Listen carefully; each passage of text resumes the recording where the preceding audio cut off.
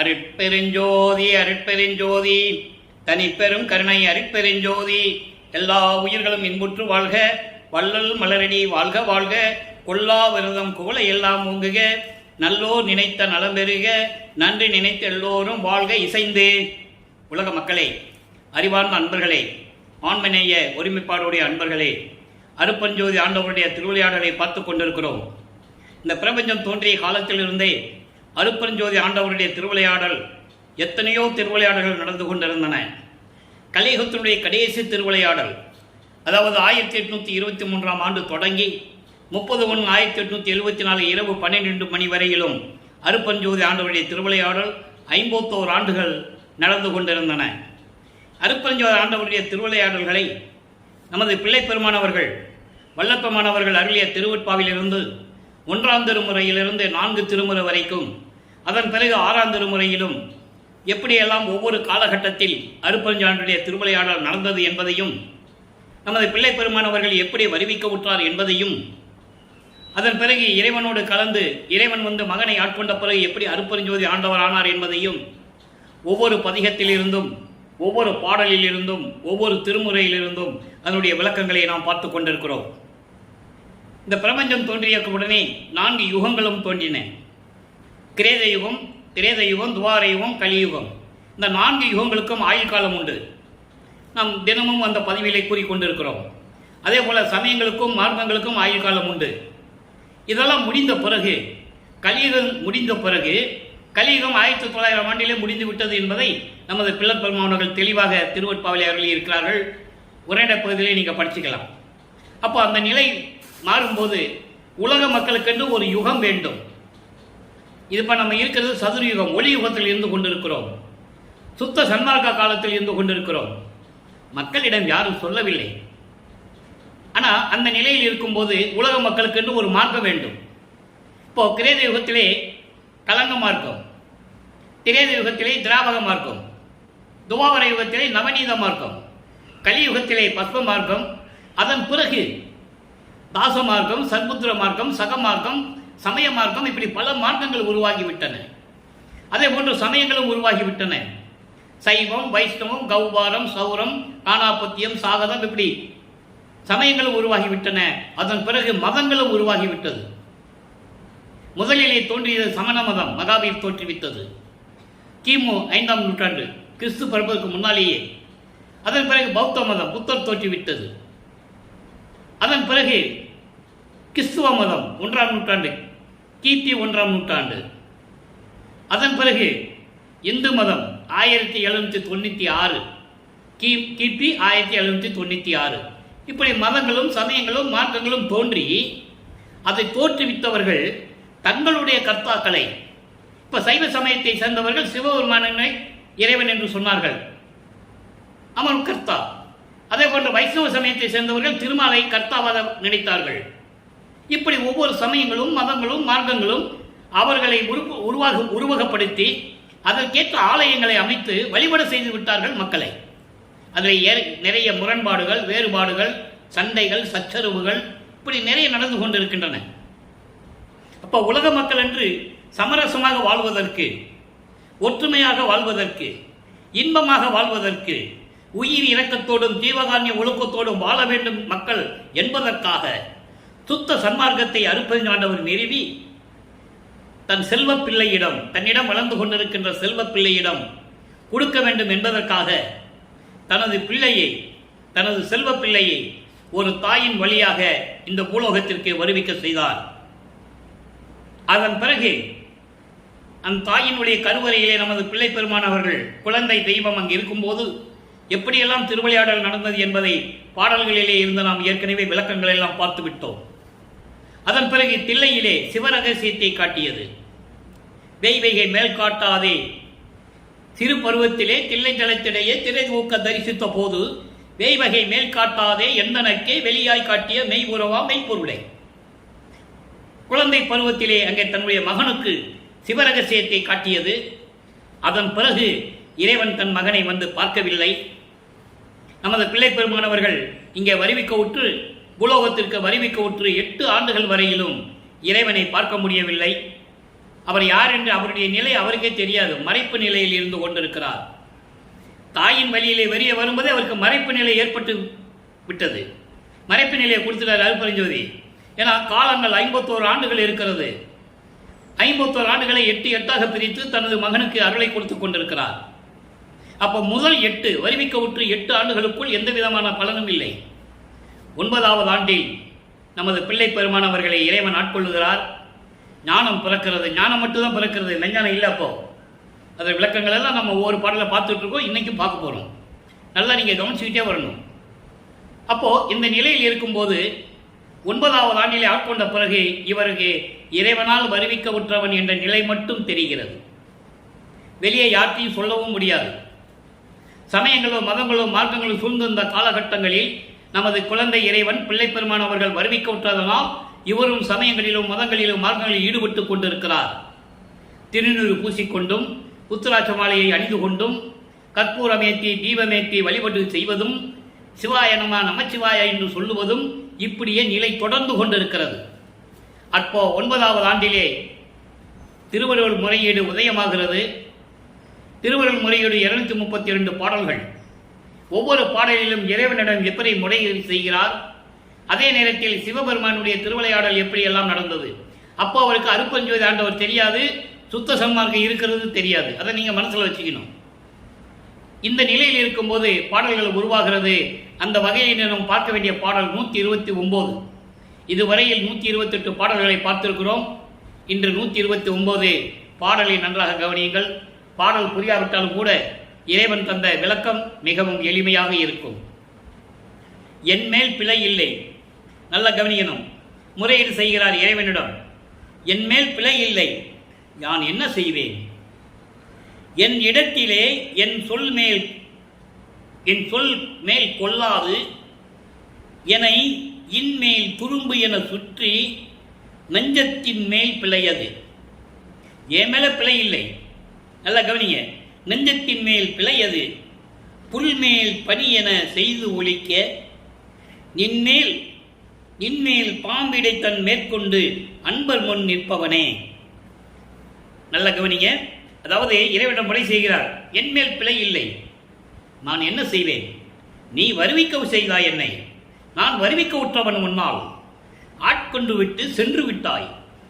முன்பருவம் பின்பருவம் காட்டி அருள் செய்வேன் என்று சொல்லி மறைந்து விட்டாய். நான் மனம் நொந்து மனம் வருந்தி அந்த நிலையில் இருந்து கொண்டிருக்கிறேன். நான் என்ன செய்வதென்று தெரியாமல் விழித்துக் கொண்டிருக்கிறேன். எப்படி? என் மனம் என் சொல்படி கேட்பதில்லை. என் மனம் என்படி சொல்வதை கேட்பதில்லை. எப்படி? மனம் தாவிக்கொண்டு செல்லுகிறது, மனம் சஞ்சலப்படுகிறது. என்னை ஒரு துரும்பு போல என்னை சுற்ற வைத்து துன்பத்தை கொடுத்து கொண்டிருக்கிறது இந்த மனம். அப்படி இருக்கும்போது நீ வந்து எனக்கு அருள வேண்டாமா? புல்மேல் பனி என செய்து ஒழிக்க. புல்லு மேல பனித்துளி நிற்கும் இல்லையா?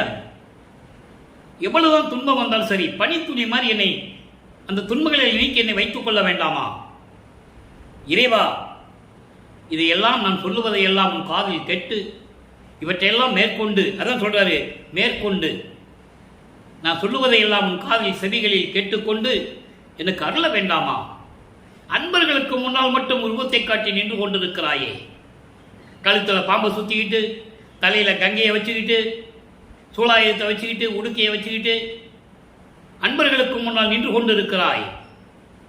ஆனால் என் முன் வந்து நீ அருள வேண்டாமா? நான் என்ன செய்வேன்? என்னுடைய பிழை அல்ல, என் மனம் செய்கின்ற பிழை. அதான் தவறு செய்கிறது. மனம் ஒரு நிலையில் இல்லை, என் சொல் கேட்காமல் ஓடிக்கொண்டிருக்கிறது, ஆவிக்கொண்டு சென்று கொண்டிருக்கிறது. இறைவனே, விரைவில் வந்து எனக்கு அருள்வாயாக என்று சொல்லி இந்த பாடலை நமக்கு அருளி இருக்கிறார்கள். இந்த பாடல் அருளும் போது வல்லப்பெருமான் அவர்கள் 16 ஆண்டுகளுக்குள் இருக்கிறார். அதாவது 2வது 8, 51 ஆண்டுகளை 8 8ஆக பிரிக்கும் போது 6 8 48. இறுதியாக இருக்கின்ற 3 வருடம் தான் சித்தி வளாகத்தில் நடந்த கிளைமேக்ஸ். அதெல்லாம் நம்ம பார்த்துருக்கு, இன்னும் நாட்கள் இருக்கு. வல்லப்பெருமான் அவர்கள் இப்போ 2வது 8இல் இருக்கும்போது 16 ஆண்டுகளுக்குள் வருவிக்க உற்று 16 ஆண்டுகளுக்குள் இருக்கும்போது இப்படியெல்லாம் இறைவனை வேண்டிக் கொண்டிருக்கிறார். எந்த விதமான அருளும் கிடைக்கவில்லை. அந்த நிலையில் இருக்கும்போது வல்லப்பெருமான் அவர்கள் திருவருள் முறையீடிலே செய்த பாடலை பார்த்து விட்டோம்.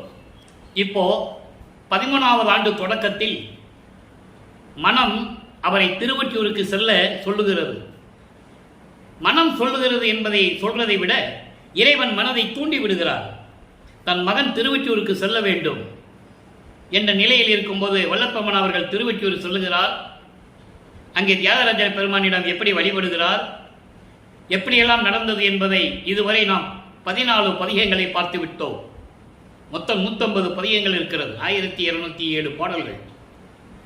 இப்போ திருவொற்றியூரில் எந்த விதமான பலனும் இல்லை என்று சொல்லி திருமுல்ல வாயிலுக்கு செல்லுகிறார். அங்கேயும் எந்த விதமான பலன் கிடைக்கவில்லை. அதன் பிறகு திருவள்ளித்தாயத்துக்கு செல்லுகிறார். அங்கேயும் எந்த விதமான பலனும் கிடைக்கவில்லை. திருப்பமும் திருவொற்றியூர் செல்லுகிறார். வல்லப்பெருமான் அவர்கள் 16 ஆண்டுகளுக்குள் இருந்து கொண்டிருக்கிறார். அப்போ 2வது திருமுறை உருவாகிறது. பதிகம் 15 கொடை மட புகழ்ச்சி என்ற பதிகத்திலே 9வது பாடலை நாம் பார்க்க போகிறோம். பாடலை நல்லா கவனிங்க. கொடை மட புகழ்ச்சி என்பது இறைவனிடம் எப்படியாவது அருளை பெற்றுவிட வேண்டும் என்று மன்றாடுவது.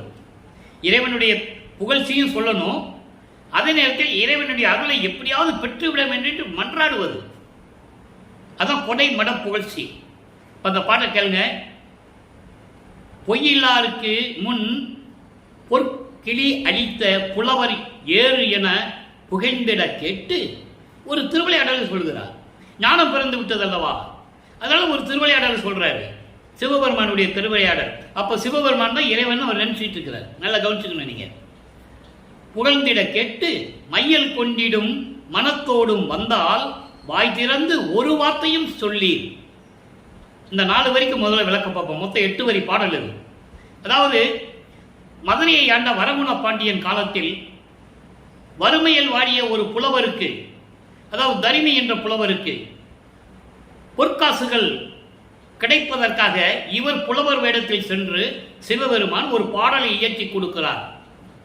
அதெல்லாம் நீங்க கதையில படிச்சிருப்பீங்க, சினிமாவில் பார்த்துருப்பீங்க. இறுதியாக அந்த தரிமிக்கு அந்த பொற்காசுகள் கிடைக்கும். அப்படி கருணை உள்ளம் கொண்டு அந்த புலவருக்கு நீ உதவி செய்தாலவா, அந்த பெருமையை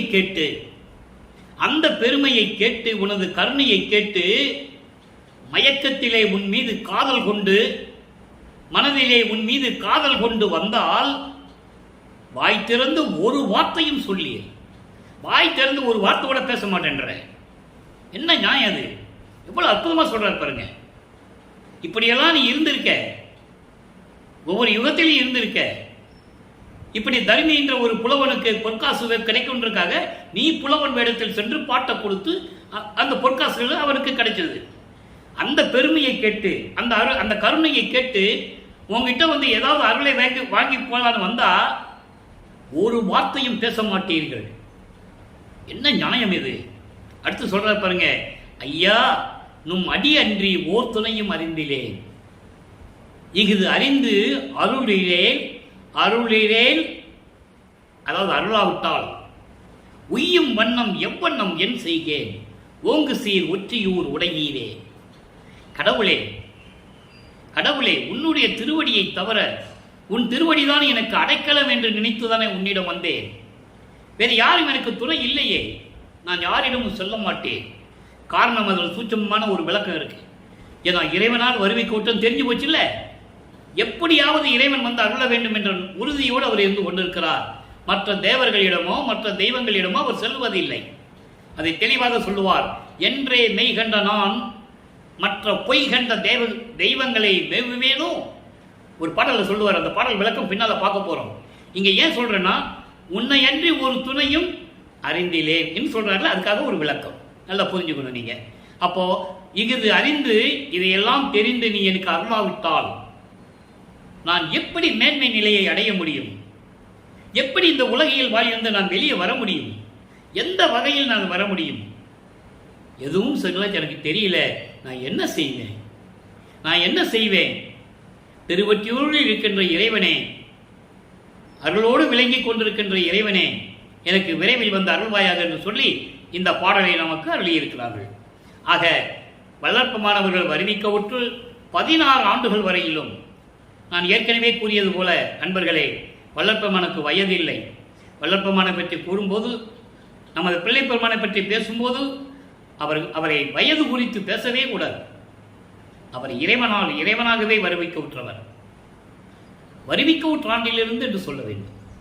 ஆக வருவிக்க உற்று 16 ஆண்டுகள் வரையிலும் இறைவனிடமிருந்து எந்த அருளை பெற முடியாமல் திருவொற்றியூரிலே தெரு தெருவாக அலைந்து கொண்டிருக்கிறார். வெளியே சொல்லவும் முடியாது. அவ்வளவு வேதனைகளையும் மனதிலே சுமந்து கொண்டு நமது பிள்ளை பெருமான் அவர்கள் திருவொற்றியூரிலே இருந்து கொண்டிருக்கிறார்கள். இப்போ இரண்டாவது எட்டு முடியும் போது 3வது எட்டில் அடி எடுத்து வைக்கிறார். 3/24 17வது ஆண்டிலிருந்து 24 ஆண்டுகளுக்குள் அந்த 8 ஆண்டுகளில் என்ன நடந்தது என்பதை பார்க்க போகிறோம். இதுவரை 3ஆம் திருமுறை 10 பதிகங்களை நாம் பார்த்திருக்கிறோம். அந்த பதிகத்திலே ஒவ்வொரு பாடல்களிலும் இவர் திருவொற்றியூருக்கு செல்லுவதும், தியாகராஜ பெருமான் திருவிழா வீதி வரும்போது எப்படியாவது இறைவனை பார்த்து அருளை பெற்றுவிட வேண்டும் என்று நிற்பதும், இறைவன் ஒண்ணுமே அருளை கொடுக்காததால் மனம் நொந்து வேதனைப்பட்டு நாரையும் கிளிகளையும் தூதனுப்பியதையும், பிறகு தன்னை தலைவியாகவும் இறைவனை தலைவனாகவும் வண்ணனு செய்து புனராவிறகு பொருந்துரு வேட்கையின் இரங்கல் என்ற பதிகத்திலே 30 பாடல்களிலே எப்படியெல்லாம் தன்னுடைய மன வருத்தத்தை கூறினார் என்பதையும் நாம் ஏற்கனவே பதிவுகளிலே பார்த்துவிட்டோம். இப்போ 11வது பதிகம் உரிய ஆராய்ச்சி. உரிய ஆராய்ச்சி என்பது பொதுவாக உலகியலிலே குடும்பத்திலே இருக்கின்ற சம்சாரிகள், குடும்ப வாழ்க்கையிலே இருக்கின்றவர்கள், தன் குடும்பத்திலே ஏதாவது கஷ்டம் வருதா, பிள்ளைகளுக்கு கல்யாணமாக நிற்கிறதா, பிள்ளைகளுக்கு வேலை கிடைக்கலையா, குடும்பம் இவ்வளவு துன்பத்தில் இருக்குன்னு சொல்லி குறி கேட்க சொல்லுவார்கள். அதுபோல இவர் அந்த மனநிலையில் இருந்து கொண்டிருக்கிறார். அதை உலக மக்களுக்கு தெரிவிக்கிறார். ஒரு குறத்தி பெண்ணிடம் போய் குறி கேட்கிறார். தன்னை ஒரு பெண்ணாக உருவகப்படுத்தி, தலைவியாக உருவகப்படுத்தி, இறைவனை தலைவனாக உருவகப்படுத்தி வர்ணனை செய்து இந்த பாடலை நமக்கு அள்ளியிருக்கிறார்கள். அதன் பிறகு இதன் மூலம் உலக மக்களுக்கு மைய கருத்து, மைய பொருள் என்ன என்பதையும் பார்ப்போம். கமலன் திருமால் ஆதியர்கள் கனவிடத்தும் காண்பறியார். விமலர் திருவால் ஒற்றியிடை மேவும் பெருமை வித்தகனார். அமலர் அவர்தாம் என் மனைக்கு இன்று அணைகுவாரோ அணையாரோ. தமலமகன்ற புறப்பாவாய் புறத்தி பெண்ணே, அழகான புறத்தி பெண்ணே, தனித்து ஓர் குறிதான் சாற்றுகையே. சாற்றுவையே ஒரு குறி சொல்லுன்னு போய் நிற்கிறார். நல்லா புரிஞ்சுக்கணும். அப்போ அவருக்கு சுத்த சன்மார்க்கம் தெரியாது, இறைவன் அருப்பஞ்சாண்டவன் தெரியாது. ஆனால் இறைவன் வருவிக்கு விட்டவன் என்ற நிலை தெரியும். சமயங்களிலும் மதங்களிலும் மார்க்கங்களிலும் பின்பற்றி கொண்டிருக்கிறார். அது எப்படி நிலைகள் மாறுகிறது என்பதை நம்ம பின்னால் பார்த்துக்கிட்டு இருக்கோம் ஒவ்வொரு பதிவிலையும். இப்போ குறி கேட்க போறார். எப்படி குறி அந்த குறைத்தி பெண்ணிட்ட போய் எப்படி சொல்றார், அவர் மனநிலை எப்படி இருக்கிறது.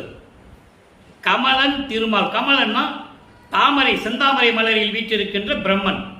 திருமால் ஆதியர்கள். இவர்கள் மட்டுமல்ல, மீதி இருக்கிறவங்க வானவர்கள் எல்லாருமே கனவுல கூட இறைவனை பார்க்க முடியவில்லை. சொல்லுவாரு, பூத்திடும் அவனும் காத்திடும் அவனும் புல் விலங்கு உருப்போடு நேடியும் ஏத்திடும் முடியும் கூத்திடும் அடியும் இன்னும் காண்கிறேன் சொல்லுவார். பூத்திடுமவன பிரம்மன், படைக்கும் தொழிலை செய்கின்றவன். காத்திடுமவன்னா காக்கும் தொழிலை செய்கின்ற திருமால். இவங்க 2 பேரும் இறைவனை அடியையும் முடியும் பார்க்க முடியாமல் புல் விலங்கு உருக்கோடு நேடியும். புல் என்பது பறவை, அன்னப்பறவை. விலங்கு என்பது பன்றி. உருமாறியும் பிரம்மன் அன்னப்பறவையாக இருக்கு. மேலே சொல்ற முடிய பார்க்கறதுக்கு ஏத்திடும் முடியும் கூத்திடும் அடியும். திருவிளையாடல் செய்து கொண்டு அருள்நடனம் செய்து கொண்டிருக்கின்ற இறைவனுடைய திருவடியையும் பார்க்க முடியவில்லை என்று சொல்லுவார். அதான் இங்க சொல்றாரு, காண்பரிதாம் கடவுளாகின்னு சொல்லுவார். ஒரு இடத்துல காண்பரிதாம் கடவுளாகின்னு சொல்லுவார். மகாதேவ மாலையில 1ஆம் திருமுறையில 5வது பதிகம் 9வது பாட்டில் சொல்லுவார். எப்படி அளவு இறந்த நெடுங்காலம், அளவு இறந்த நெடுங்காலம் எத்தனையோ ஆண்டுகள் கடந்து கொண்டிருக்கின்றன. சித்தர் யோக அறிஞர் மலரையோன். மலரையோன்னா மலரனில் வீட்டிருக்கின்ற பிரம்மன். அதை இங்க சொல்றாரு. மலரையோன் அனந்த வேதம். களவு இறந்தும் கருணாதி இறந்தும், அதாவது அந்த கரணங்களை நீக்கியும் எந்த விதமான குற்றங்கள் இல்லாமல் நீக்கியும் கடும் செய்யும் தவத்தால், தவம் இருக்கிறாங்க இறைவனை பார்க்கறதுக்கு. கடும் செய்யும் தவத்தால் காண்பரிதாம் கடவுளாகி. அதுக்குதான் இங்க சொல்றாரு, ஒரே வரியில சொல்றாரு, கமலன் திருமால் ஆதியர்கள் கனவிடத்தும் காண்பறியார். எத்தனையோ பாடல்கள் இருக்கிறது. நெடுமாலும் பன்றியனை நெடுங்கால் நேடியும் கண்டறியாத பூம்பாதங்கள் என்று சொல்லுவார். நிறைய பாடல்கள் இருக்கு. ஆக இப்படியெல்லாம் இருக்கின்ற இறைவன் யார்கிட்ட சொல்றாரு? குரத்திக்கிட்ட போய் சொல்றாரு. ஒரு குரத்தி பெண்ணிட்ட போய் குறி சொல்ற குரத்தி பெண்ணிட்ட போய் சொல்றாரு. இப்படிப்பட்ட இறைவன், மலங்கள் நீக்கிய இறைவன், திருவொற்றியூரில் இருக்கின்ற இறைவன், அவர் இன்னைக்கு என் வீட்டுக்கு வருவாரா இல்ல வரமாட்டாரா? அவருடைய இயக்கம் பாருங்க. வருவாரா வரமாட்டாரா? குரத்தி பெண்ணே, இதுக்கு ஒரு குறி சொல்வேன். நல்லா ஆராய்ஞ்சி, சோழி போட்டு முத்து போட்டு நல்லா ஆராய்ஞ்சி நல்ல பதில சொல்லு அப்படின்னு சொல்லி இந்த பாடலை அருளி இருக்கிறார்கள். இதன் மூலம் உலக மக்கள் தெரிய வேண்டியது, உலக மக்கள் சொல்றார், மறைமுகமா பாடல்களை சொல்றார். இந்த பாடலை மக்கள்கிட்ட யாரும் சொல்லல. இப்போ உதாரணத்துக்கு இல்லை, 202 ஆண்டுகள் ஆகிறது. வல்லப்பெருமான் அவர்கள் வருவிக்க விட்டு 202 ஆண்டுகள் முடிந்து விட்டது. யாரும் சொல்லலை. அதன் பிறகு அவர் அருப்பெருஞ்சோதி ஆண்டவரான பிறகு 30/1/1874 இரவு 12 மணிக்கு அருப்பெருஞ்சோதி ஆண்டவராகிறார். அதோட இறைவனுடைய திருவிளையாடல் முடியுது. அதை நம்ம பின்னால பார்க்க போறோம். அப்போ அதற்கு பிறகு வந்தவர்கள் எப்படி எழுதினாங்கன்னா, ராமலிங்க அடிகளாரின் வாழ்க்கை வரலாறு, வள்ளல் பெருமானின் வாழ்க்கை வரலாறு என்று எழுதினார்கள். அதன் பிறகு மக்களிடம் அது போய் சேர்ந்தது, மக்கள் படித்தார்கள். ஆனால் வரலாறு என்பது ஒரு மனிதனாக பிறந்து அந்த மனிதன் வாழ்ந்த காலத்தில் தான் செய்த தொண்டுகள், சிறப்புகள், இதெல்லாம் வச்சு வாழ்க்கை வரலாறு எழுதுவார்கள். உண்மை, நம்ம இல்லை என்று சொல்ல முடியாது. அது மனிதர்களுக்கு. அந்த மனிதன் பிறப்பான், வாழ்ந்த காலத்தில் தொண்டுகள் செய்திருப்பான், நல்லது செய்திருப்பான், இந்த சமூகத்துக்கு பல சேவைகளை செய்திருப்பான். அதை வாழ்க்கை வரலாறு எழுதியிருப்பார்கள். அதன் பிறகு அவர் மறைந்து விடுவார், இறந்து விடுவார். ஆனால் வள்ளற்பெருமான் அப்படி அல்ல. அவரை பற்றி சொல்லும் போதே அருப்பெருஞ்சோதி ஆண்டவருடைய திருவிளையாடல் என்று எழுதியிருக்க வேண்டும். அருப்பெருஞ்சோதி ஆண்டவருடைய திருவிளையாடல் அப்படின்னா அதில் உள்ள வள்ளற்பெருமான் வந்துடுவார். என்னை இவர் வருவிக்க விட்டுறவர். அப்படி சொல்லி இருந்தா மக்கள் இன்னைக்கு நம்பியிருப்பாங்க. மனிதனாகவே அவரை சித்தரித்து துறவியானார். அப்படியே சென்னையிலிருந்து வந்துட்டாரு, பாடல்களை இயற்றினார், வசனங்களை இயற்றினார். அவர் ஒரு சமூக சீர்திருத்தவாதி, ஞானி, விஞ்ஞானி, இப்படியே சொல்லி அவரை இறைவன் என்ற நிலையை, அருப்பெருஞ்சோதியுடைய மகன் என்ற நிலையை மறைத்து விட்டார்கள் என்பதுதான் சத்தியமான உண்மை. யாரும் மறுக்க முடியாது. அப்போ அந்த நிலையில் இருக்கும்போது இவர் திருவொற்றியூரிலே இந்த நிலையில மக்களுக்கு சொல்லி இருந்தாங்கன்னா, வல்லப்பெருமான் தான் அவர் இறைவனுடைய மகன் என்ற நிலை தெரியும்.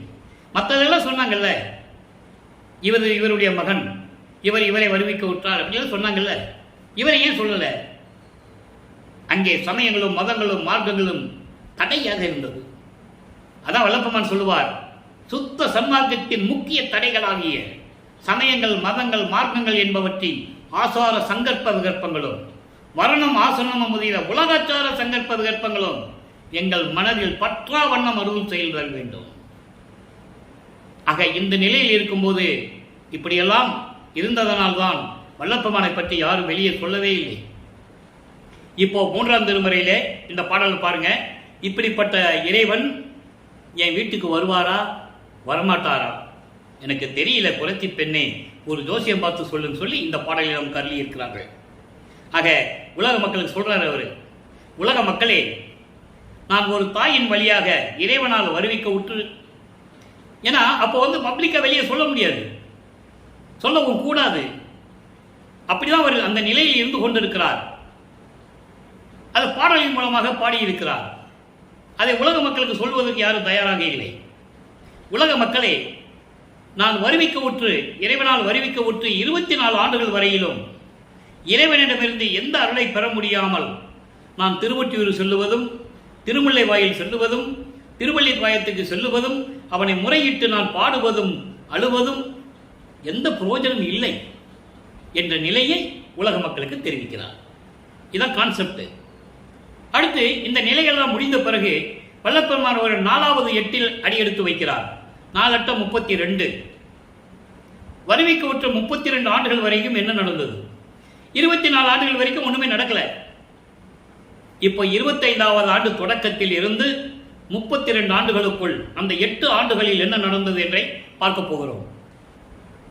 அதற்கு முன்னால் 27வது ஆண்டில், ஏன்னா இறைவனுடைய திருவிளையாடல் சொல்லும்போது இது சொல்லிதான் ஆகணும். தினமும் தனக்குடி அம்மையாருக்கு திருமாங்கல்யம் பூட்டி அந்த அம்மாவுக்கு மோட்ச வீட்டை காட்டி விமோசனத்தை கொடுத்தது. அப்ப அந்த திருமணத்தின் போது பிரம்மன், திருமால் மற்ற வானவர்கள் எல்லாம் அங்கு வாழ்த்துவதற்காக அமர்ந்து கொண்டிருக்கிறார்கள் திருமண மேடையிலே. ஆனால் அவருடைய தந்தையும் தாயும் வரவில்லை என்று மனம் ஏங்குகிறது அவருக்கு. பாடலிலே கூறியிருக்கிறார்கள். அந்த பாடலை நம்ம பார்க்க போறோம். இந்த திருவிளையாடல் சொல்லும்போது இந்த விளக்கத்தினுடைய சுருக்கம் இது. அப்போ அந்த அம்மாக்கெல்லாம் முடிச்சாச்சு, உலக பற்றுகளை நீக்கியாச்சு, சமயங்களும் மதங்களையும் மார்க்கங்களிலிருந்து விடணும். அடுத்த நிலை அதான். இப்ப என்ன பண்றாரு, இத்தனை வருஷமா நம்ம போய் போய் போராடி பார்த்தாச்சு, இனிமே எங்கேயும் போகக்கூடாது. இருக்கிற இடத்துல கதவை கூட்டினாரு, தாப்பா போட்டார். இதெல்லாம் சென்னையில் நடக்குது, நல்லா புரிஞ்சுக்கணும் நீங்க. அப்போ இந்த நிலையில் இருக்கும்போது இறைவனுக்கு தெரிஞ்சு போச்சு அருப்பஞ்சாண்டவர். இப்பதான் சொல்லுவார் அவரு. இப்போ அருப்பஞ்சாண்டவர் இருக்கு தெரியும், சுத்த சன்மார்க்கம் இருக்கு தெரியும். அதுக்காக தான் இந்த உலகத்திற்கு பூலோகத்திற்கு வந்தேன்னு அவருக்கு தெரியும். அதை அகவல்லே சொல்றாரு. ஆன்ற சன்மார்க்கம் அணிபெற என்னைத்தான் ஈன்று அமுதளித்த இனிய நற்றாயை என்று சொல்லுவார். அதோடு மட்டுமல்ல, நீயே என் தந்தை அருளுடையாய், என்னை நேர்ந்து பெற்ற தாயே என்று சொல்லுவார். என்னையும் இரக்கந்தன்னையும் ஒன்றாக இருக்க இசைவித்து மன்னி வாழ்வுற வருவித்த கருணை வள்ளல் நீ என்று சொல்லுவார். அது 6ஆம் திருமுறையில் வந்துடும். இப்போ வீட்டை பூட்டிக்கிட்டாரு, தாப்பா போட்டார். இப்போ இறைவனுக்கு தெரிஞ்சு போச்சு, ஆஹா மகன் வந்து ரொம்ப கோபமாக இருக்கிறாப்புல, அவன் கோபத்தை முதல்ல அவனை சாந்தப்படுத்தணும், கோபத்தை அடக்கி அவனை அமைதியாக்கணும். அதுக்கு ஒரே வழி, நம்ம தெருவில் நடந்து போகணும். இறைவன் நினைச்சா முன்னாலே வந்து நிற்கலாம்ல, தாப்பாவது கதம்பாவது நேரம் வந்து முன்னால் நிற்கலாம்ல. ஆனால் மகனை சாந்தப்படுத்த வேண்டும். வல்லபெருமான் பயங்கர கோபக்காரர். அதையே யாரும் மக்கள்கிட்ட சொல்லலை. பயங்கரமாக கோபம் வரும். அமைதியாக இருப்பார், சாந்தமாக இருப்பார். கோபம் வந்தால் பயங்கரமாக வரும். அப்போது மகனை வந்து சாந்தப்படுத்தணும், அமைதிப்படுத்தணும். முதல்ல திருவழியாக நடந்து வருகிறார். எப்படி நடந்து வருகிறார், எப்படிப்பட்ட திருவடிகள் நடந்து வருதுன்னு சொல்லி பாடலில் சொல்லியிருக்காரு. அருட்பிரகாச மாலை என்ற 100 பாடல்களில் சொல்லியிருக்காரு. நம்ம வந்து இன்னைக்கு 54வது பாடலை பார்க்குறோம். நல்லா கவனிக்கணும். இறைவன் எப்படி வராரு, எப்படி அருளை கொடுக்குறாரு, எப்படி காட்சி கொடுக்குறாரு, எப்படி சுத்த சன்மார்க்கத்தை வாங்குறதுக்கு மேலே வர சொல்றாரு, எல்லாமே நம்ம பார்க்க போறோம். விடயம் ஒன்றும் காணாத வெளிநடுவே, விடயம் ஒன்றும் காணாத வெளிநடுவே ஒளியாய் விளங்குகின்ற சேவடிகள். அப்படிப்பட்ட திருவடிகளாம், அப்படிப்பட்ட காலம். மிக வருந்த நடந்து கடையனையும் குறிகொண்டு கருதும் இடத்து அடைந்து கதவு திறப்பித்து. அண்டர்லைன், கதவு திறப்பித்து தான் முக்கியமான வார்த்தை. இவர் போய் திறக்கல, அவர் வந்து கதவை தட்டல. கதவு தட்டினா இவர் திறக்க மாட்டான்னு அவருக்கு தெரியும். கதவை தட்டினாலும் மகன் வந்து கதவை திறக்க மாட்டான் அப்படின்னு அவருக்கும் தெரியும். அதனால அவரே திறக்க வைக்கிறாரு. அவருடைய அருளாம் திறப்பித்து எனது கையில் ஒன்று கொடுக்க. அந்த ஒன்று தான் அருள் கொடை. ஒவ்வொரு பாடலும் அப்படிதான் சொல்லுவாரு. என்ன அருள் கொடைகின்றது நம்ம பின்னால பார்ப்போம். இடையில் அது நான் மறுப்ப. கோபம் வருது அவருக்கு. நல்லா கவனிக்கணும். இவர் கொடுக்குறாருல்ல, வாங்கிக்க வேண்டியதானே. பய வேண்டாம். மறுக்க. மறுக்கேல் என் மகனே. எப்படி சொல்றாரு பாருங்க. மறுக்கேல் என் மகனே என்று பின்னும் வலுக்கட்டாயமாக என் கையை பிடித்து கொடுத்தாய். நின் இன்னருள் என்னென்பேன். உடைய பரம்பொருளே, என் உயிர் துணையே, பொதுவில் உய்யும் வகை அருள் நடனம் செய்யும் ஒளிமணியே. இப்போ நீங்க பார்த்தீங்கன்னா இந்த பாடல்ல நல்லா கவனிங்க. சிவபெருமானு வராது, நமச்சிவாயனு வராது, சிவாயனமனு வராது. நல்லா புரிஞ்சுக்கணும். அப்போ நிலைகள் மாறுது. நல்லா புரிஞ்சுக்கணும் நீங்க. இது வந்து சூட்சமமான விளக்கம். மற்ற பாடல் பூரா வரும், இதுல வராது. ஏன்னா அப்போ இறைவனுடைய ஆட்கள போறாருன்னு தெரியும். அந்த நிலைகளுக்கு சொல்றோம். இப்ப இந்த பாடலுடைய விளக்கம் பாருங்க. விடயம் ஒன்றும் காணாத வெளிநடுவே ஒளியாய். விடயம் என்பது பொதுவாக உலக ஆசைகள் என்று சொல்லுவார்கள். மண்ணாசை, பெண்ணாசை, பொன்னாசை அப்படின்றலாம் ஆசைகள் இருக்கின்றன. அதோடு மட்டுமல்லாமல் இங்கே விடயம் ஒன்றும் காணாத என்பது சமயங்களும் மதங்களும் மார்க்கங்களும் குறுக்கீடு இல்லாத வெளி. எல்லா வெளிகளிலேயும் இது குறுக்கீடு உண்டு. 12 நிலைகள் வரைக்கும் சரியை, கிரியை, யோகம் என்ற 12 நிலைகளுக்கும் குறுக்கீடுகள் உண்டு. அதுக்குள்ளே இருக்கிறவங்க தான் இந்த பிரம்மன், திருமால், ருத்திரன், சிவபெருமானு, நடராஜன், சொக்கநாதன் எல்லாம் பூரா அந்த லிஸ்ட்ல சேர்ந்தவங்க. புரியுது உங்களுக்கு? அப்போ விடயம் இல்லாது அப்படின்போது சமயங்களும் மதங்களும் மார்க்கங்களும் குறுக்கிடாத அந்த வெளிநடுவே ஒளியாய், சுத்த சிவஞான வெளியிலே ஒளியாய், அருப்பெருஞ்சோதியாய் விளங்குகின்ற உன் சேவடிகள், அப்படிப்பட்ட திருவடிகள் என்று சொல்றார். இதை ஏன் சொல்ற இந்த வார்த்தையை விளப்பமானங்க கொடுக்கிறாருன்னா, ஏற்கனவே அருட்பெருஞ்ஞாண்டவர் சாதியும் மதமும் சமயமும் கடந்த இறைவன். சாதியும் மதமும் சமயமும் காணா ஆதியநாதயாம் அருட்பெருஞ்சோதி. சாதியும் மதமும் சமயமும் பொய்யென ஆதியில் உணர்த்திய அருட்பெருஞ்சோதி.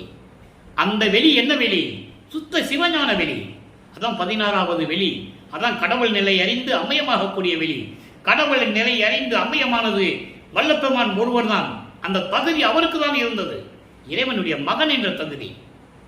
மகனை சோதித்து சோதித்து இந்த பூலோகத்துக்கு அனுப்பி பக்குவப்படுத்தி கொண்டு செல்லுகிறார். அதை நீங்க புரிஞ்சுக்கணும்.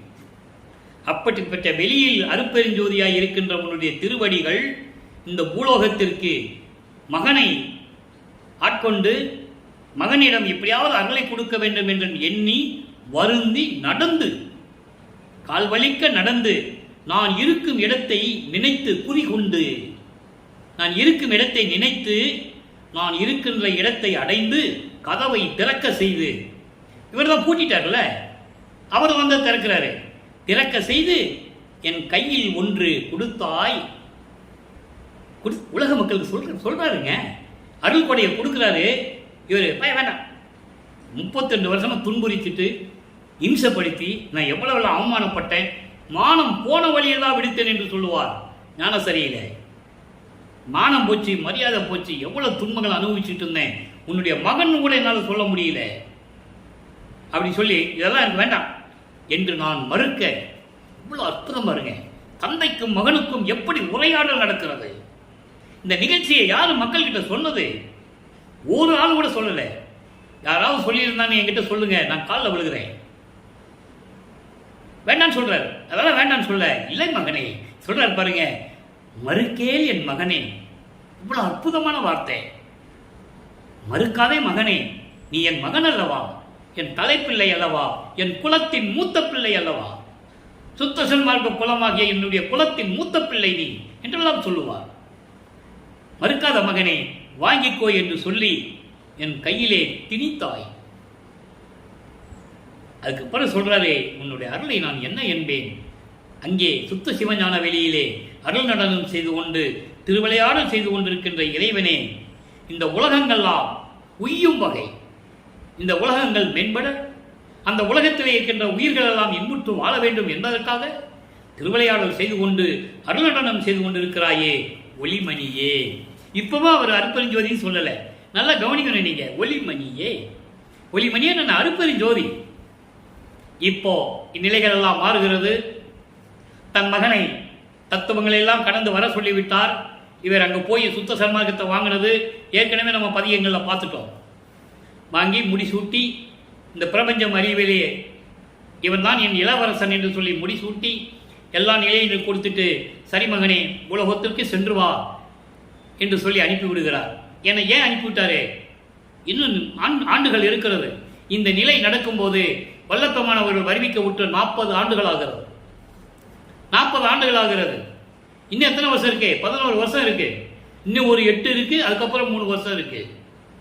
இப்போ நேர அங்கே வாங்கிட்டு வந்து நேர வருகிறார். கருங்குழியிலே இருக்கிறார். அங்கே என்ன நடந்தது? செவிவெளி செய்திகள் நிறைய உண்டு. எப்படின்னா, அகவல் எழுதுனது சித்திவளாகம் தான். 6ஆம் திருமுறையுடைய முன்பாகம் அதெல்லாம் உருவானது கருங்குழியில் என்ற விளக்கத்தை இறைவன் எனக்கு கொடுத்ததனால் கூறுகிறேன். இது வேற எங்கேயும் இந்த விளக்கம்லாம் கிடைக்காது. பின்பகுதி 6ஆம் திருமுறையின் பின்பகுதி உருவானது சித்தி வளாகம். இதில் எந்த விதமான மாற்று கருத்து கிடையாது. ஏனென்றால் அதிலே அந்த பாடல்களுடைய குறிப்பிட்டதெல்லாம் பார்க்கும்போது பின்பகுதி எல்லாம் சித்திவளாகும். இப்போ அருள் விளக்கமாலை உதயமாகிறது. நல்ல கவனிங்க. மதம் என்றும் சமயம் என்றும் சாத்திரங்கள் என்றும் மன்னுகின்ற தேவர்கள் என்றும் மற்றவர்கள் வாழும் பதம் என்றும் பதமடைந்த பத்தர் அனுமதிக்கப்பட்ட அனுபவங்கள் என்றும் பற்பளவா விரிந்த விதம் ஒன்றும் தெரியாது மயங்கிய எண்டனக்கே. இது எப்ப நடந்தது? சமயங்களையும் மதங்களையும் மார்க்களையும் ஈடுபட்டுக் கொண்டு 32 ஆண்டுகள் இருந்தார். அப்ப நடந்தது. எப்படி? மதம்னா என்னன்னு தெரியாது, சமயம் என்னன்னு தெரியாது, சாஸ்திரங்களுடைய உண்மையான விளக்கங்கள் தெரியாது. அதோடு மட்டும் இல்லை, அதை நிலை பெற்றிருக்கின்ற தேவர்கள் யாரு? இந்த சமயங்களை பின்பற்றி கொண்டிருக்கின்ற தேவர்கள், மார்க்கங்களை பின்பற்றி கொண்டிருக்கின்ற தேவர்கள், சிவபெருமான், நடராஜன் போன்ற அந்த நிலைகள் எல்லாம் சைவ சமய நிலைகள். திருமால், பிரம்மன், இந்திரன் போன்றவர்கள் வைஷ்ணவ சமயத்தை சேர்ந்தவர்கள். இவர்களெல்லாம் என்றும் மற்றவர்கள் வாழும் மற்ற தேவர்கள் வாழுகின்ற இடங்கள் என்றும் பதம் அடைந்த பத்தர் அனுபவிக்கப்பட்ட அனுபவங்கள் என்றும் அருளை பெற்றுக்கொண்டு இறைவனிடம் அருளை பெற்றுக்கொண்டு அனுபவிக்கப்பட்ட அந்த அனுபவங்கள் என்ன என்ன என்றும் யாரு? புத்தர், மகாவீர், அருகர் என்று சொல்லுவார். புத்தரை புத்தர் என்று சொல்லுவார். இவர்களெல்லாம் இறைவனுடைய சிறிது அருளை பெற்றுக்கொண்டு அவர்கள் வாழ்ந்த இடங்கள் எது எது என்று கூட எனக்கு தெரியாது. எப்படி சொல்றார் பாருங்க. இவர்களெல்லாம் இறைவனுடைய அருளை பெற்றுக்கொண்டு வானகத்துக்கும் வையகத்துக்கும் மனம் போனபடி திரிந்தவர்கள், நிலையாக இருந்தவர்கள் அல்ல, ஒரு இடத்துல நிலையாக இருந்தவர்கள் அல்ல என்பதை இங்கே குறிப்பிடுகிறார். மற்றவர் பட்ட பதமடைந்த பத்தர், அவர்களை பத்தர் என்று சொல்லுகிறார், பக்தர்கள் என்று சொல்லுகிறார். அவர்கள் அனுமதிக்கப்பட்ட அனுபவங்கள் என்றும் பற்பளவா விரிந்த விதம் ஒவ்வொன்றும் ஒவ்வொரு விதமாக இருந்தது. பற்பளவாறு சொல்லி அந்த விதங்கள் எல்லாம் தெரியாது மயங்கிய எந்தனக்கு. இதெல்லாம் தெரியாமல் மயங்கிக் கொண்டிருந்தேனே, அப்படிப்பட்டிருந்த எனக்கு எவ்வளவு அற்புதமான ஒரு நிகழ்ச்சியை சொல்றார் பாருங்க. வெட்ட வெளியா அறிவித்து விட்ட அருள் இறையே. ஒரே வரியில முடிச்சிட்டார். வெட்ட வெளியாய். வெட்ட வெளியின என்பது எதுவும் மறைக்காமல் உண்மையை உள்ளபடி, உள்ளதை உள்ளபடி, இந்த பிரபஞ்சத்தில் நடந்ததை உள்ளதை உள்ளபடி எனக்கு அறிவித்து விட்ட அருள் இறையே, அருட்பெருஞ்சோதி என்று சொல்கிறார். வேற யாரும் இந்த நிலையை அடைய முடியவில்லை. அதான் இங்க சொல்றாரு. இதனுடைய விளக்கங்கள், அதற்கு பின்னால் வந்த சமயத்தை சேர்ந்தவர்கள், மதங்களை சேர்ந்தவர்கள், மார்க்கங்களை சேர்ந்தவர்களுடைய நிலை என்னன்னு தெரியாது. பலவிதமாக சொல்லிட்டு இருந்தாங்க. சாஸ்திரங்களும் சரி, புராணங்களும் சரி, பலவிதமாக சொல்லிட்டு இருந்தாங்க. உண்மை என்று தெரியாமல் நான் முடித்துக் கொண்டிருந்தேன், மயங்கிக் கொண்டிருந்தேன். அந்த நிலையில் எனக்கு வெட்ட வெளியாக அறிவித்து விட்ட அருள் இறையே. வெட்ட வெளி என்றால் ஓபன் ஸ்டேட்மெண்ட், வெள்ளை அறிக்கை. உண்மையை உள்ளபடி, உள்ளதை உள்ளபடி எனக்கு அறிவித்து விட்ட அருட்பெருஞ்சோதியே, சதம் ஒன்றும் சுத்த சிவ சன்மார்க்க பொதுவில். எவ்வளவு அற்புதமா சொல்றார் பாருங்க. எல்லா புராணங்களிலும் சாஸ்திரங்களிலும் சொல்லும், இதெல்லாம் சொல்ல முடியாது. சதம் ஒன்றும், சதம் ஒன்றும் என்பது அருளோடு விளங்கிக் கொண்டிருக்கின்ற, அருளோடு விளங்கிக் கொண்டிருக்கின்ற சுத்த சிவ சன்மார்க்க பொது. அது என்னது? சத்தியஞான சபை. அங்க இருக்கிற சத்தியஞான சபை. இங்க சத்தியஞான சொன்னதுக்கு இன்னும் நம்ம வரல, இன்னும் நாட்கள் இருக்கு. இப்ப சொல்ற சத்தியஞான சபை அது, அந்த சத்தியஞான சபை. அப்போ அந்த சத்தியஞான சபையில் திருவிளையாடல் செய்து கொண்டு அருளாட்சி செய்து கொண்டிருக்கின்ற இறைவனே, நான் என் சாற்றும் அறிந்த அருளே, நான் சொல்லுவதையும் கேட்டு எனக்கு அருள வேண்டும் என்று சொல்லுகிறார். ஆக இவ்வளவு விளக்கத்தை நம்ம பார்த்துட்டோம். எவ்வளவு வெட்ட வெளியா சொல்றார் அவரு. இப்போ உபதேச உண்மை 55வது பதியம், உபதேச உண்மை 2 பாடல்கள், 6வது பாடல் 10வது பாடல். இது ஏன் 6வது பாடல் 10வது பாடல் இங்கே சொல்றோம்னா, அதனுடைய உண்மைகளை சொல்ல வேண்டும். திருவருட்பாவிலே அத்தனை உண்மைகள் இருக்கிறது. என்றே என்று உள் ஊறும் சுடரே, என்னை ஈன்றவனே. அற்புதமான வரி. இதை நீங்க மறக்கவே கூடாது.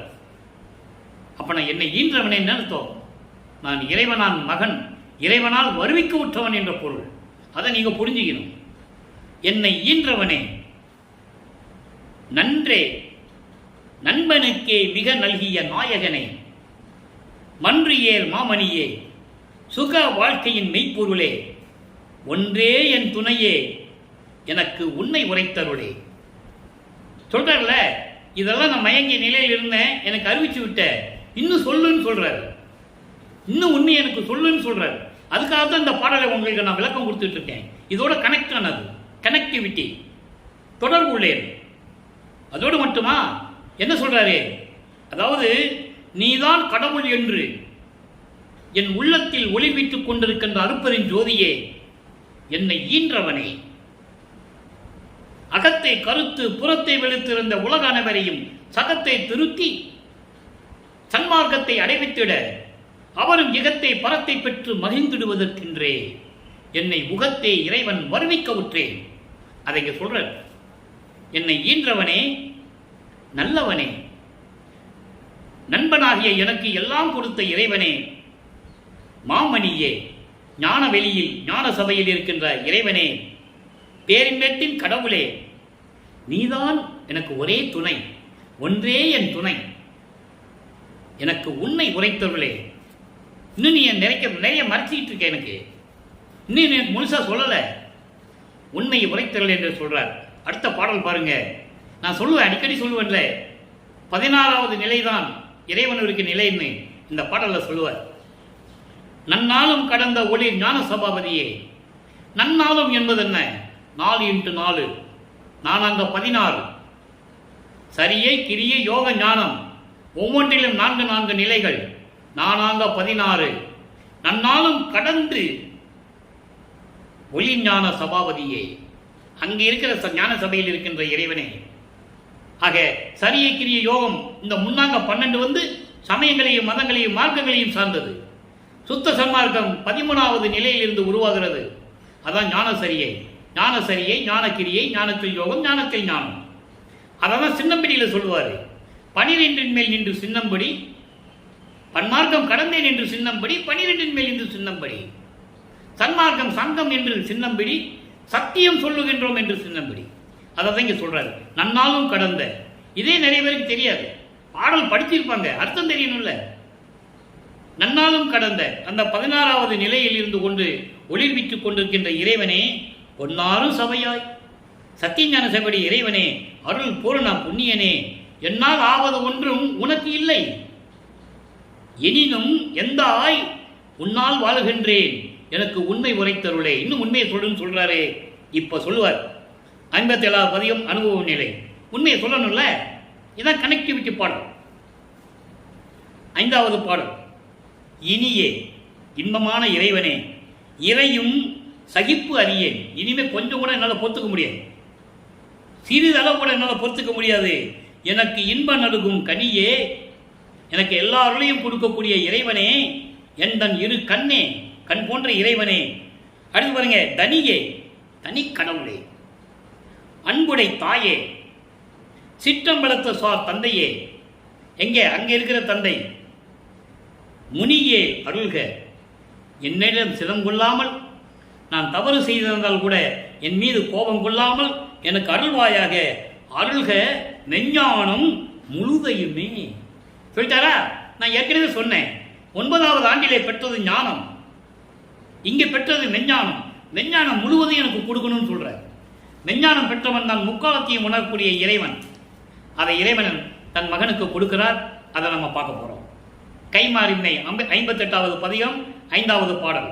பாடலை நல்லா கவனிங்க. பேயினும் பெரிய செய்த பிழைகளுக்கு எல்லை இல்லை, ஆயினும் பொறுத்து ஆட்கொண்டாய் அம்பலத்தரசே, என்றன் தாயினும் இனிய உன்றன் தன்னருள் பெருமை தன்னை நாயினும் கடையேன் எந்த நலம் அறிந்து உரைப்பேன். அந்தோ, நான் உனக்கு என்ன கைமாறு செய்ய போறேன்? நான் சமயங்களிலும் மதங்களிலும் மார்க்கங்களில் ஈடுபட்டு கொண்டிருந்த போது நான் செய்த தவறுகளை எல்லாம், என்ன தவறுகள்? சுத்த சன்மார்க்கத்தின் விரோதமான தவறுகள். திருநூறு பூசிக்கிறது, உத்தராட்ச மாலையை போட்டுக்கிறது, குத்து விளக்கு ஏற்றுறது, கற்பூரம் ஏற்றி எல்லாம் தேங்காய் வலை உடைச்சி ஆராதனை பண்ணுறது, இதெல்லாம் நான் செஞ்சுக்கிட்டு தான் இருந்தேன். அந்த தவறுகளை எல்லாம், பிழைக்கு எல்லையே இல்லைன்னு சொல்கிறேன். 32 வருஷம் இருந்தாங்கல்ல, அங்கே சமயங்களிலும் மதங்களிலும் அப்போ இதெல்லாம் நான் செஞ்சேன்னு சொல்கிறார். அப்போ எனக்கு தெரியாது, அவருக்கு தெரியாது, சுத்த சன்மார்க்கம் தெரியாது. அதுக்கப்புறம் தான் அதை பொய்ன்னு சொல்கிறார். அதை பொய்ன்னு சொல்கிறது தான் தன் மகன் அங்கே இருக்க வைக்கிறார். சமயம் மதமும் பொய் பொய்யே, அவற்றின் புகுதாதீர் சிவம் ஒன்றே பொருளின கண்டறிமேன். ஞான சரியில் இருக்கு, எல்லாம் பொய்யின்ட்டார். உடைந்த சமயக்குழி நின்று எழுந்து உணர்வின் அழியா ஒரு நெறியாம் சன்மார்க்க திருநெறி பெற்று வந்தே. ஞான சரியில் இருக்கு, சாக்கடன் சொல்றாரு, யாரும் மறுக்க முடியாது. பாடலில் இருக்க திருவெட்பாவிலே. அன்பர்களை, நான் ஏற்கனவே கூறியது போல இங்கே பேசக்கூடிய கருத்துக்கள் உண்மைகள் எல்லாமே திருவெட்பாவை இறைவனால் அருளப்பட்டவை. அதை தான் நான் உங்களுக்கு பேசிட்டு இருக்கேன். கொடிப்பாட்டில் சொல்லுவாரு, வெறிக்கும் சமயக்குழியில் விளை விளைத்தேன் தன்னை விழாத வகை மறித்து ஒரு பேர் அறிவளித்த வள்ளல் கொடி. அதான் சுத்த சன்மார்க்கம். எல்லாம் அங்கே எல்கேஜிலேருந்து தான் வரணும், கீழே இருந்து தான் வரணும், கீழே இருந்து தான் வரணும் மக்கள்கிட்ட சொல்லி ஏமாற்றி யாருக்குமே சுத்த சன்மார்க்கத்தை பற்றி தெரியாமல் பண்ணிட்டாங்க. சுத்த சன்மார்க்கம் தனி மார்க்கம், அங்கே இருந்து வரணும்னு அவசியம் இல்லை. சமயங்களையும் மதங்களையும் மார்க்கங்களையும் விரும்புகிறவங்க இருந்துக்கலாம், அது அவங்களுடைய சுதந்திரம். தெளிவாக சொல்கிறார், இருந்துக்கலாம், தப்பில்லை. அதுக்கேற்றபடி தான் உங்களுக்கு பலன் கிடைக்கும். நீங்கள் இருந்துக்கலாம், மறுபடியும் நீங்கள் பறக்கணும்.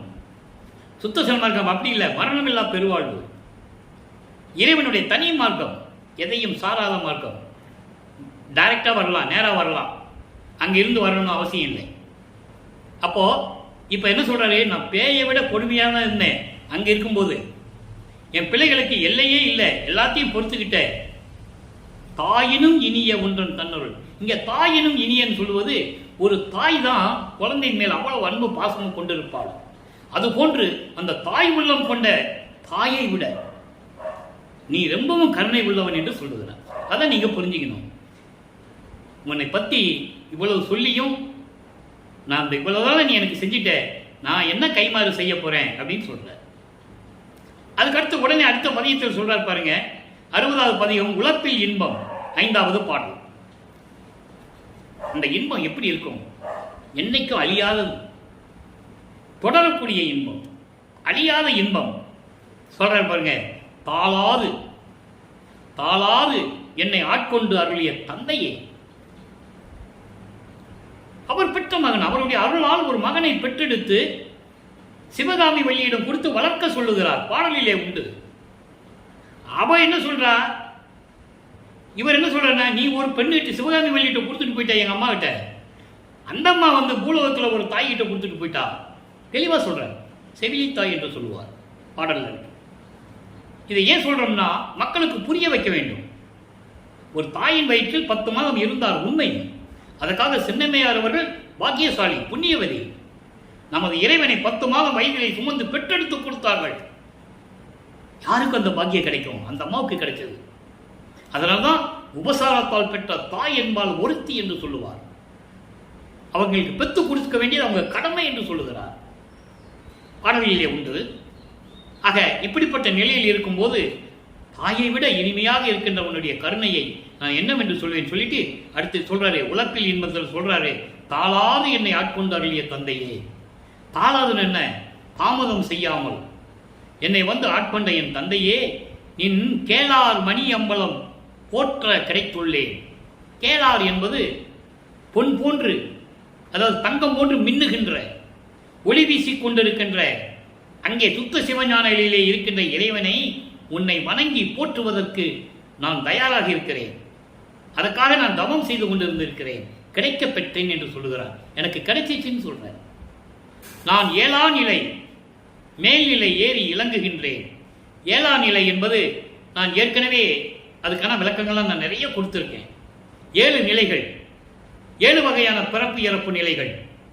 அகவலிலே கூட சொல்லுவார், ஊர்வன, பரப்பன, உருவன, நடப்பன, மனிதர்கள், அசுரர்கள், தேவர்கள். இந்த 7 நிலைகளில் இருக்கின்ற பிறப்பு இறப்புகளை விட்டு 7 அவத்தை விட்டு மேல்நிலை ஏறினேன் என்று சொல்லுவார் ஒரு பாடலிலே. ஆக அப்படிப்பட்ட நிலைகளாம் விட்டுவிட்டு நான் மேல்நிலை ஏறி இலங்குகின்றேன். மேல்நிலை கடவுள் நிலை, சுத்த சிவஞானி வெளிநிலை, அதிலே ஏறி நான் விளங்கி கொண்டிருக்கிறேன். அப்படிப்பட்ட இறைவனை நடந்தே போனாரு, மாட்டு வண்டியில போனாரு, அழுது புலம்பிக்கிட்டு இருந்தாரு சிதம்பரத்தில் போய். எப்படியெல்லாம் சொன்னார்கள். மனம் அதை கேட்க கேட்க வேதனைப்படுகிறது. எப்படிப்பட்ட இறைவனை மறைத்து பேசிவிட்டார்கள். இவர் சொல்றாரு, மேல்நிலை ஏறி இலங்குகின்றேன். சுத்த சிவஞான வெளி, அதான் 16வது நிலை. அதுதான் கடவுள் நிலை அறிந்து அம்மயமாகக்கூடிய நிலை. அந்த நிலையில் இன்று விளங்கிக் கொண்டிருக்கிறேன். ஊழால் வந்த துன்பங்கள் யாவும் ஒளிந்தது அன்றே. சுத்த சன்மார்க்கத்தை பெற்ற பிறகு ஒளிந்து விட்டது. ஊழால் வந்த வினைகள் என்ன? சமயங்களும் மதங்களும் மார்க்கங்களும் சொல்லப்பட்ட வினைகள் எல்லாம், அந்த மயக்கங்கள் மாயைகள் எல்லாம் மடிந்து விட்டன, செத்து விட்டன. சுத்த சன்மார்க்கத்தை பெற்ற அன்றே முடிஞ்சு போச்சு சொல்லிட்டாரா? அடுத்து பாருங்க, எல்லாம் முடிஞ்சது. இப்ப எப்படி பணி செய்யணும்? அப்பா கிட்ட கேட்கிறார். கேட்கணும்ல, அப்பா கிட்ட கேட்கிறார். செய் பணி வினவல். அவங்க அப்பா கிட்ட கேட்கிறார், அருட்பெருஞ்சோதி ஆண்டவர்கிட்ட கேட்கிறாரு. பதிகம் 61 செய்பணி வினவல் 5வது பாடல். நல்லா கவனிங்க. ஓவா இன்ப மயமாகி ஓங்கும் அமுதம் உதவி. ஓவா இன்ப மயமாகி ஓங்கும் அமுதம் அப்படி என்றால் சுத்த சன்மார்க்கம். சுத்த சன்மார்க்கம் என்ற அமுதத்தை எனக்கு கொடுத்து உதவி அருளி என்னை தேவா சிற்றம்பலவா நின் செல்வ பிள்ளையாக்கினாயே. ஏற்கனவே உன்னிடம் செல்வ பிள்ளையாக வளர்ந்து கொண்டிருந்தவன் சுத்த சன்மார்க்கத்தை கொடுத்து உலக மக்களிடம் சொல்ல வேண்டும் என்பதற்காக ஒரு தாயின் வழியாக வருவிக்க செய்து இந்த மானிட பிறவி எடுத்த எப்படியெல்லாம் துன்பப்பட்டேன், மீண்டும் அவற்றையெல்லாம் நீக்கி, அதுக்குதான் சொல்றார், சுத்த சன்மார்க்கத்தை கொடுத்து அந்த அமுதத்தை கொடுத்து எனக்கு அருளி சிற்றம்பலவா என் அருட்பெருஞ்சோதி ஆண்டவரே உன் செல்வப்பிள்ளை மீண்டும் ஆக்கினாயே. இந்த ஒரு பாடல்ல சொல்லுவார், கொள்ளை என இன்பம் கொடுத்தாய், எற்கு செல்வப்பிள்ளை என்று பெயரிட்டாய், தெல்லமுதம் அளித்தாய், சன்மார்க்க சங்கத்தை வைத்தாய், எந்தாய் கருணை எது பாடல் இருக்கு. அப்ப அந்த நிலையில் இருந்து கொண்டு எல்லாவற்றையும் ஒழித்து நான் கடவுள் நிலையில் இருந்து கொண்டிருக்கிறேன், மேல்நிலையில் இருந்து கொண்டிருக்கிறேன் என்று சொல்லுகிறார். அடுத்து இந்த செய்வனி விளவல் அடுத்து பாருங்க.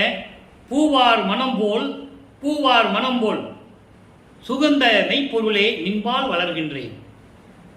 பூவோடு சேர்ந்த நாரும் மணக்கம் என்று சொல்லுவார்கள் உலகியலிலே. அதுபோல என்னோடு நீ இருப்பதனால் நான் மணந்து கொண்டிருக்கிறேன். அதான் அதுக்கு பொருள்.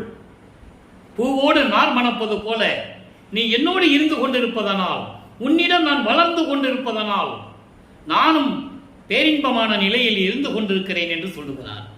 அதுக்கு அது உதாரணமா சொல்றாரு, பூவார் மனம் போல் என்று சொல்லுகிறார். சுகந்த மெய்ப்பொருளே பேரின்பமான அருட்பெருஞ்சோதியே நின்பால் வளர்கின்றேன்.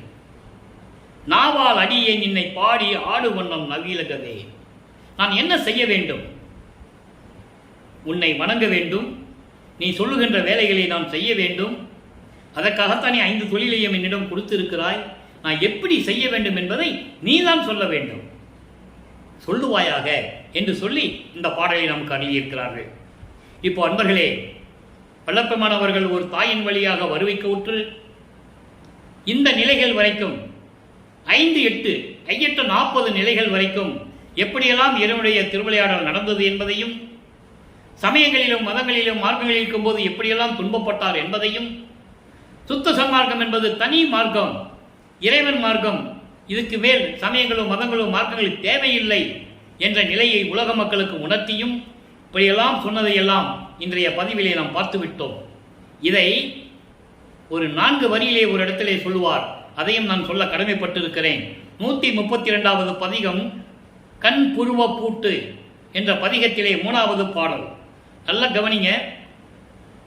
ஐயர் அருள்ஜோதி அரசாட்சி எனதாட்சி. இவ்வளவு நம்ம கிட்டத்தட்ட 55 நிமிடங்கள் நம்ம திருவிளையாடல் பதியத்தை இன்னைக்கு பார்த்துருக்கோம். அதை 2 வரியில சொல்லிட்டார். அதையும் சொல்லணும்ல. ஐயர் அருள்ஜோதி அரசாட்சி எனதாட்சி. ஆரணமும் ஆகமும் பேசுவது என்ன பேச்சு? இனிமே எல்லாமே அருள்ஜோதி அரசாட்சி என்கிட்ட வந்துருச்சு. அதோடு மட்டுமல்ல, ஐயர் என்ன கடவுள், அருட்பெருஞ்சோதி ஆண்டவருடைய அருளாட்சி, திருவருள் செங்கோலாட்சி என்னிடம் வந்துருச்சு. வேதங்களும், ஆரணம் என்பது வேதங்கள், ஆகமம் என்பது ஆகம நூல்கள். இந்த வேதங்களும் ஆகம நூல்களும் என்னை என்ன பேசுறது? எய் உலக வாழ்வில் எனக்கு என்ன இனி ஏற்று? எய் உலக வாழ்க்கை இனிமேல் இந்த உலகில் பூலோகத்தில் என்ன எனக்கு இனிமேல் இழிவு இருக்கிறது? எந்த விதமான இழிவு எனக்கு இல்லை. என் பிறவி துன்பம் எல்லாம் இன்றே போச்சு. பிறவி துன்பம், இரவாமை பெற்றேன், வேதம் தவிர்ந்தே இரவாமை உற்றேன். வேதம் தவிர்ந்தே இறைவன் என்னோடு கலந்து விட்டான், இரவாமை உற்றேன் என்று சொல்லுவார். சுத்த சன்மார்க்கம் பெற்றேன், இரவாமை உற்றேன் என்று சொல்லுவார். வேதம் தவிர்ந்தே இறைவன் என்னை உற்றை கலந்தான் அப்படின்லாம் சொல்லுவார். அதான் இங்க சொல்றாரு, பிறவி துன்பம் போய்விட்டது என்று உலக மக்களுக்கு தெரிவிக்கிறார். ஏன் பிறவி துன்பம் போய்விட்டது என்று சொல்றாருன்னு யோசிக்கணும். அவர் ஏற்கனவே பிறப்பு இறப்பு இல்லாதவர். இங்க ஏன் சொல்றாருன்னா, ஒரு மனிதன், அதாவது ஒரு தாயின் வழியாக வருவிக்க உற்றவர். ஆனா உலகியல் என்ன சொல்லுவாங்க, இதெல்லாம் உங்களுக்கு தெரியாது, மனிதனாக பிறந்தவன் என்று சொல்லுவார்கள். அதை தாங்க சொல்றாரு, இந்த பிறவி துன்பத்தை நான் விட்டுட்டேன்னு சொல்றேன். அதை புரியணும், உலக மக்களுக்கு சொல்லணும். யாரும் சொல்றதில்லை. பிறவி துன்பம்னா என்ன நினைச்சிட்டு இருக்காங்க? அவர் பிறந்தாரு, அப்ப அவர் மனுஷன் தானே நினைச்சுக்கணும். உலகியல் அப்படிதானே இருக்கு. இவர் அதை ஏன் சொன்னாருன்னு மக்கள்கிட்ட சொல்லணும். ஒரு தாயின் வழியாக வருவிக்க விட்டதனால் மனித பிறவி எடுத்தவன் என்று உலக மக்கள் நினைத்துக் கொண்டிருக்கிறார்கள். அதனால் இந்த பிறவி துன்பம் போயிடுச்சுன்னு சொல்ற. அதை புரிஞ்சுக்கணும் நீங்க. இதையே சொல்லுவாரு, பிரபஞ்சத்தின் வெற்றிலே சொல்லுவாரு, அருள் ஜோதி ஆனேன் என்று அறையப்பா முரசு, அருளாட்சி பெற்றேன் என்று அறையப்பா முரசு, மறுசார்பு தீர்ந்தேன் என்று அறையப்பா முரசு, மரணம் தவிர்த்தேன் என்று அறையப்பா முரசு. இந்த விளக்கத்தை இப்ப நம்ம அந்த கண்புருவ பூட்டு விளக்கத்தை அங்க பிரபஞ்சத்தின் வெற்றியா சொல்லிடுவார். நான் அருள் ஜோதி ஆயிட்டேன், அருட்பெருஞ்சோதி ஆயிட்டேன், எல்லா அருளாட்சியும் பெற்றுவிட்டேன். இந்த சமயங்கள், மதங்கள், மார்க்கங்களை சார்ந்த மருள்ன மாயைகள், மயக்கங்கள் எல்லாவற்றையும் நீக்கிவிட்டேன், மரணம் தவிர்ந்து விட்டது. இது பிரபஞ்சத்தின் வெற்றியிலே சொல்லுவார். எனவே அன்பர்களே, இன்று நாம் பார்த்த அருட்பெருஞ்சோதி ஆண்டவருடைய திருவிளையாடலை பார்த்து விட்டோம். எல்லா விளக்கங்களையும் கூறியாகிவிட்டது. எனவே அன்பர்களே, நீங்களும் சுத்த சன்மார்க்கத்தில் இணைந்து எந்த விதமான சங்கற்ப விகற்பங்கள் இல்லாமல் உருவ வழிபாடை தவிர்த்து ஜோதி வழிபாடை மேற்கொண்டு கொலையும் புலையும் தவிர்த்து இந்த மாமிசம் சாப்பிடுவது அதெல்லாம் நிறுத்தணும். உயிர்களை கொலை செய்வதை நிறுத்த வேண்டும். உயிர் இறக்க வேண்டும். ஜீவகாருண்ய ஒழுக்கத்தில் இருக்க வேண்டும். முடிந்த அளவு இதெல்லாம் மேற்கொண்டு இறைவனை வணங்கி இறைவனுடைய அருளையும் செல்வங்களை எல்லாம் பெற்றுக்கொண்டு இந்த வையகத்திலே நீங்கள் வாழ்வாங்கு வாழ வேண்டும், நோயற்றால் வாழ வேண்டும் என்று இறைவனுடைய தயவாலையும் கருணையாலையும் வாழ்த்தி இந்த வள்ளலார் ஊழியன் விடைபெறுகிறேன். மீண்டும் நாளை சந்திப்போம். நன்றி, வணக்கம். அருட்பெருஞ்சோதி அருட்பெருஞ்சோதி, தனிப்பெருங்கருணை அருட்பெருஞ்சோதி. நாளையும் அருட்பெருஞ்சோதி ஆண்டவருடைய திருவிளையாடல் தொடரும். கண்டு மகிழ்ந்து இறைவனுடைய அருளை பெற்றுக்கொள்ளுங்கள்.